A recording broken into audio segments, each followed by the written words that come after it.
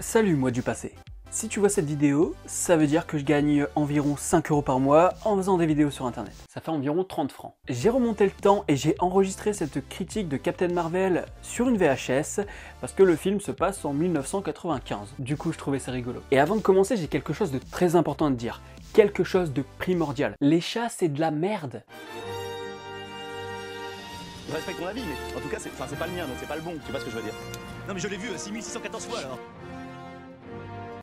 Captain Marvel est un film sorti en 2019 et réalisé par Ryan Fleck et Anna Boden.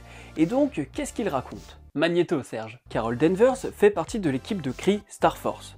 Serge, tu t'es trompé de Captain Marvel, je crois. Donc cette équipe combat les Skrulls, une espèce extraterrestre métamorphe contre qui ils sont en guerre. Un jour, Carol tombe sur Terre et va faire équipe avec Nick Fury. Et elle va se rendre compte qu'elle est déjà venue sur Terre. C'est un gros bordel à expliquer. Tu comprendras mieux quand tu verras le film, parce que là, clairement, je ne peux pas t'en raconter plus. Okay. Tout d'abord, le film s'ouvre sur un hommage à Stan Lee, et je dois bien avouer qu'ils ont failli me faire chialer. Ah oui, parce que tu sais pas, mais à mon époque, le vieux monsieur qui a créé ton personnage Marvel préféré, eh ben il est mort. Et il faut savoir que sa mort, c'est un peu comme celle d'Oncle Ben.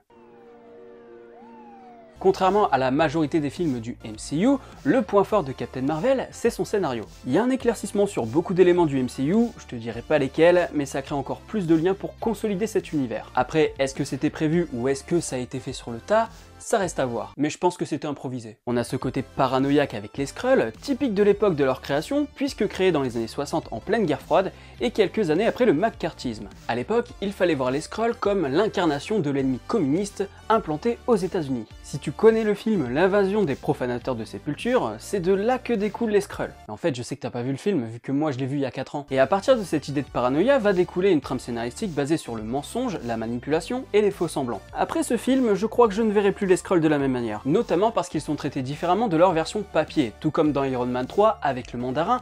En tant que lecteur de comics, eh bien on est plutôt dérouté, dans le bon sens du terme. Mais comme j'ai pas tout lu sur les Skrulls, Fred Sigrist m'a rappelé que les Skrulls avaient déjà été utilisés de cette manière. J'en profite pour te dire que tu kifferas son émission Blockbuster qu'il anime sur France Inter. Et pour Twitter, tu verras quand tu seras plus grand. Mais c'est quand même dommage de pas avoir fabriqué un pur film de paranoïa autour des Skrulls. Ce serait difficile de t'expliquer comment, sans spoil, on se fait manipuler de la même manière que Carol.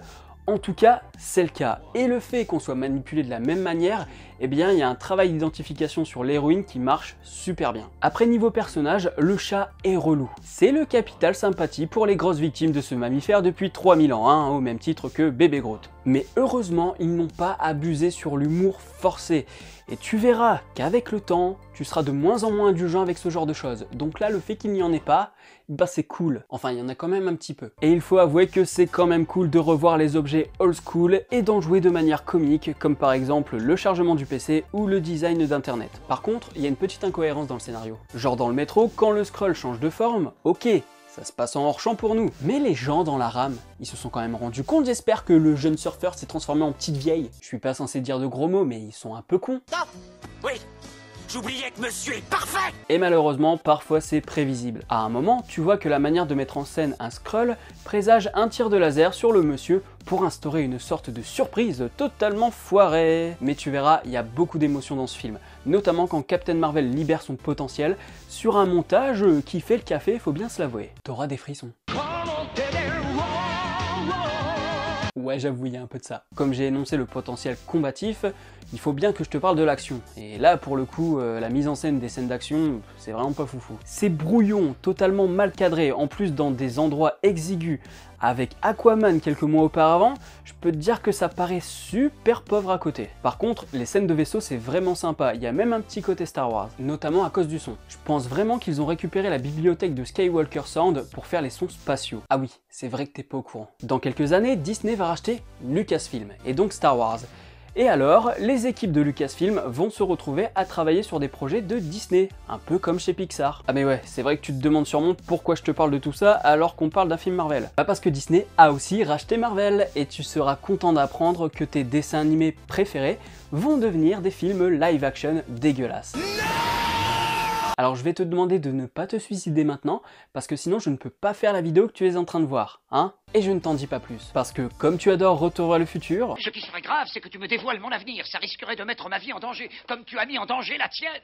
Et puis, comme je parle de l'action, il y a quand même une critique du film d'action masculin. Tout d'abord, quand Carol tombe dans le magasin de VHS, elle se retrouve autour de cassettes avec Schwarzy et d'autres héros masculins des années 80-90. Mais pas de femme. Et je crois même que c'est la tête de Schwarzy qu'elle dégomme sur une pancarte pour ne laisser finalement que le visage de la femme. C'est furtif, mais je crois que c'est True Lies. Alors oui, ton accent anglais ne va pas s'arranger avec le temps, évidemment, et au moment où tu vois cette vidéo, je sais que tu n'as pas encore vu le film, vu que moi non plus, je ne l'ai toujours pas vu. Et à la fin de Captain Marvel, il y a une confrontation. Pour des raisons de spoil, je ne peux pas te dire qui elle affronte, mais en tout cas, la personne lui dit qu'il faut se battre à main nue, sans artifice. Ce qui est l'équivalent des duels de fin dans les films d'action des années 80-90, où t'as le gentil et le méchant qui lâchent les armes comme des gros cons. Et Carol vient désamorcer cette tradition en balançant des gros photons dans la gueule de la personne en question, avant même que le duel commence. En plus, c'est vrai que je ne l'ai pas dit, mais les cassettes, c'est quelque chose qui appartient au passé, et en plus de ça, ce sont des affiches, donc les personnages sont fixes, alors que Carol, elle, se déplace. Donc là encore, il y a une idée de se dire que Carol appartient au futur, les VHS au passé, donc l'avenir finalement c'est Captain Marvel et c'est pas ces héros des années 80-90. On a encore un rejet du film d'action masculin de l'époque dans laquelle se situe le film du MCU. Globalement c'est un scénario qui est vraiment prenant, alors je peux pas te développer les raisons parce que sinon je vais spoil. Et puis ben côté réalisation, faut bien se l'avouer, c'est pas mémorable du tout, hein. Tout comme la musique qui reste très banale. Hein. Mais toi tu t'en fous de la réal. T'es avec ton bol de chocolat en train de regarder des OAV de Dragon Ball, évidemment que tout ce que je te dis là, tu t'en fous, mais tu l'aimeras ce film. Je sais de quoi je parle. Je te rappelle un peu que je suis toi quand même, hein. Et mets-toi bien devant pour aller voir le film, parce que le monsieur qui était avec son portable durant la séance de Creed 2, eh bien il sera encore là. Donc ce serait pas mal de l'éviter pour pas lui mettre des coups dans sa gueule. C'est tout pour cette critique, évidemment tu peux partager la VHS à tes potes, mais ça risque de les faire flipper de te voir vieux, donc on va peut-être éviter et attendre de partager ça sur YouTube au moment de la sortie du film. Parce que sinon on va peut-être foutre le bordel dans l'univers. Je te laisse rembobiner la cassette, et puis surtout garde-la bien précieusement pour te rappeler qu'il va falloir persévérer sur YouTube. Parce que les abonnés ils partagent pas.